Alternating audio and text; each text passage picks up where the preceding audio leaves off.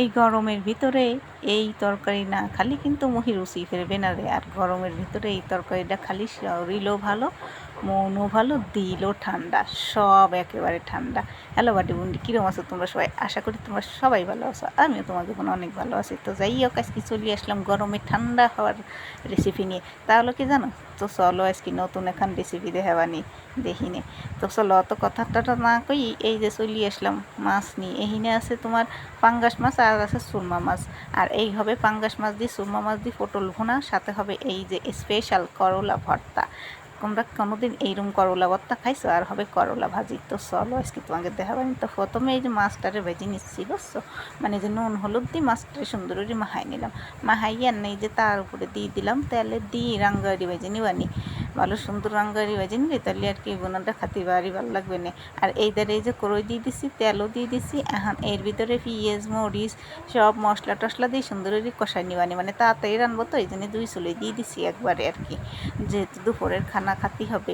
আমি তো সাধারণত দুপুরে মানে নিজেরা যা খাই তাই রান্ধতে পারি, তাই ভিডিও করি তোমাকে দেখাই, বুঝছো? এখানে কিন্তু রসুন বাটা, জিরি বাটা, পেঁয়াজ কুচুনো, কাঁচামরিচ, লবণ, হলুদ সবটা দিই, সাথে এখন তেজপাতা দিয়ে দিছি যাতে সুন্দর একটা ফ্লেভার আসে, বুঝছো? এই জন্য। আর এইখানে যে মাছ ভাজা সুন্দর করে উঠিয়ে এখন দিয়ে দিলাম এর ভিতরে এই যে পটল কটার ওই যে সুন্দর করে ভেজে নিলাম। তবে ওই জম্মের ভাজি নেই, মানে যেহেতু এটা ভুনা ভুনা হবে তাই একটু কম করে ভেজে নিলাম। আর মশলাটাও দেখো কি সুন্দর কষানো হয়ে গেছে। আর এর ভিতরে মাছ দিয়ে দিলাম, তারপরে এই যে পটল দিয়ে দিলাম। যেহেতু মাছ আর পটল দুটোটাই সুন্দর করে ভাজা হয়েছে, এই জন্য আর কি একসঙ্গে দিয়ে এই যে দিয়ে দিলাম পরিমাণ মতো পানি, সাথে দিয়ে দিলাম লবণটা দিয়ে নেড়ে চেড়ে এটাকে সুন্দর করে ঢেকে দিবানি। এটাকে সুন্দর করে ঢেকে দিয়ে তারপরে তরকারিটা নামাই নেওয়ানি। দেখো মাশাল্লাহ, খালি কালারটা দেখো ডক কিবার হইছে। আর এই যে পটল ভাজা উঠোই ওই তেলের ভিতর পেঁয়াজ রসুন দিয়ে রাঙ্গারি ভাজি উঠোই রাখি, এর ভিতরে দিয়ে দেবানি এই যে করলা দিয়ে দিয়েছি। দেখো এই গরমের ভিতরে যদি তোমরা করলা ভর্তা, করলা ভাজি, করলা দিয়ে ঝোল না খাও তাহলে কি হয়? অনেক মিস করবা, কিন্তু এটা অবশ্যই খাই দেখবা।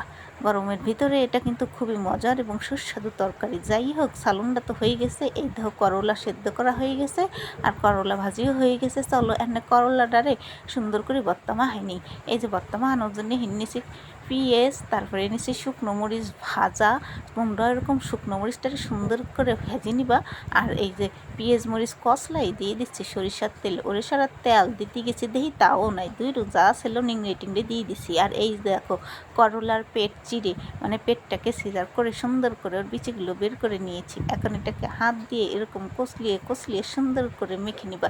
আর যদি মানে কষলান্তি না পারো তাই মনে করবা কার উপর রাগ আছে, সেই রাগ সব ওই অস্থির উপর কাটাবা। আর এই যে সুন্দর করে পরিবেশনের জন্য নিয়ে আসলাম, দেখো করলা ভর্তা, করলা ভাজি, সাথে হচ্ছে গিয়ে তোমার পটল দিয়ে সুরমা মাছের ঝোল।